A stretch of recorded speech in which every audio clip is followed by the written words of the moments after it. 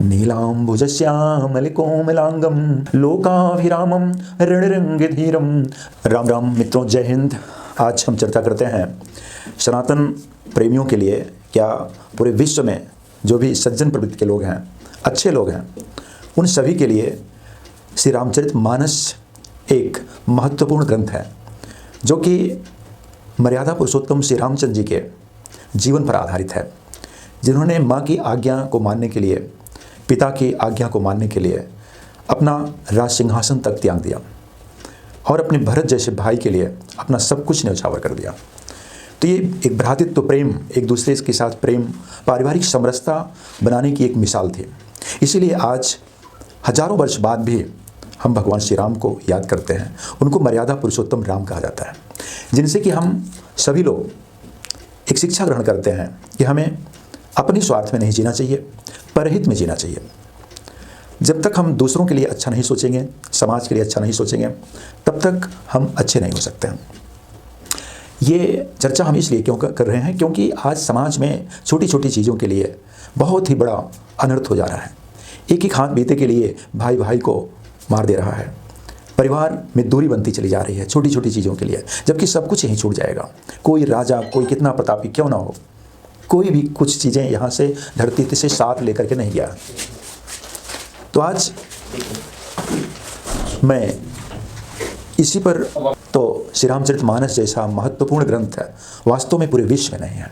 सबसे अतुलनीय ग्रंथ है श्री रामचरितमानस और श्रीमद् भगवद गीता।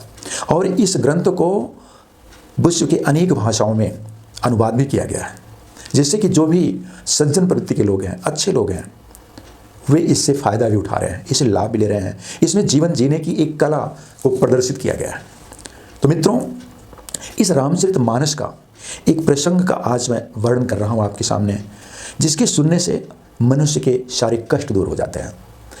यह प्रसंग उस समय का है जब भगवान श्री राम, मर्यादा पुरुषोत्तम श्री राम, सीता जी की को शादी करके अयोध्या लौटते हैं।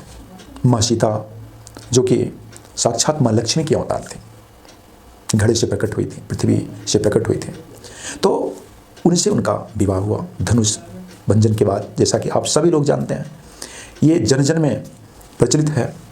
और हमारे सभी सनातन प्रेमियों से मेरी आग्रह है कि आप बच्चों को रामचरितमानस जरूर पढ़ाएं, अर्थ सहित पढ़ाएं, आप स्वयं पढ़ें, तभी समाज में कुछ परिवर्तन आ सकता है। जो भी विकृतियाँ आ रही हैं समाज में, आए दिन जो घटनाएं घट रही हैं, पति के साथ पत्नी का व्यवहार, भाई के साथ भाई का व्यवहार, जो भी ये समाज पतन के गर्त में जा रहा है, उसका मूल कारण यही है कि हम अपने धर्म ग्रंथों से दूर होते जा रहे हैं।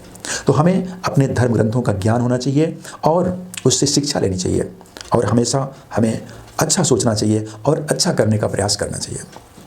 तो आइए, ज़्यादा विलंब न करते हुए मैं आप लोगों के कल्याण के लिए, जन कल्याण के लिए श्री रामचरितमानस का यह प्रसंग, जो कि जनकपुर से शादी के बाद अयोध्या लौटने पर महाकवि श्री तुलसीदास जी ने इस प्रसंग का वर्णन किया है।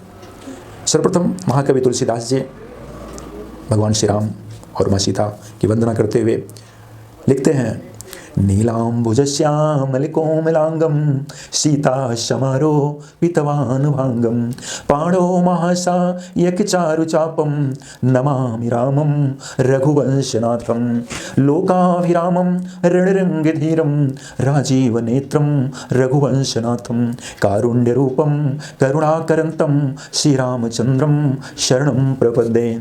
श्री गुरु चरण सरोज रज निज मन मुकुर सुधारि वर्णहु रघुवर बिमल जसु जोदायक फलचारि। जब ते राम ब्याहि घर आए नित नव मंगल मोद बधाए। भुवन चारि दस भूधर भारी सुकृत मेघ बरसहि सुख बारी। रिधि सिधि संपत्ति नदी सुहाई उमगी अवध अम्बुध कहुआई। मणिगणपुर नर नारी सुजाति सुचि अमूल सुंदर सब भांति। कहीं न जाहि कछु नगर विभूति जनु इतनी विरंचि कर तोति। सब विधि सब पुर लोग सुखारे, रामचंद्र मुख चंद निहारे। मुदित मातु सब सखिय सहेली, फलित विलोकी में नोरथ वेली। राम रूप गुणशील स्वभावो, प्रमुदित होहि देखि मुनि रावो। मंगल भवन मंगल हारी, उमा सहित जहीं जपत पुरारी। सिय राम मैं सब जग जानी, करहु प्रणाम जोरि जुगु पानी। तो मेरे सनातन प्रेमियों भाई बहनों, आप यदि इस प्रसंग को प्रतिदिन 2 बार सुनते हैं तो आपके जीवन का कोई भी कष्ट, कोई भी संकट आसानी से दूर हो सकता है। इसलिए मैं पुनः आग्रह करता हूं कि अपने कल्याण के लिए, समाज के कल्याण के लिए इस वीडियो को प्रेषित करें मुझसे। मैंने स्वयं इस प्रसंग से, इस चौपाई और दोहे से लाभ प्राप्त किया है, इसलिए आप सभी लोग प्राप्त करें। धन्यवाद।